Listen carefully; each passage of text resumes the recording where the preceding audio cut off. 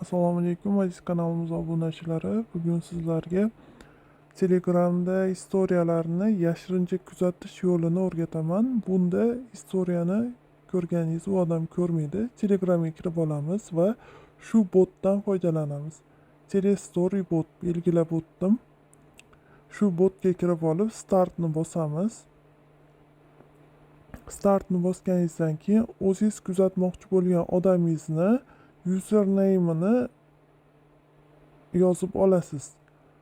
Xohlagan, masalan, kimni kuzatmoqchisiz, shu odamda username'ni yozib qoldirasiz va arxiv yoki bugungi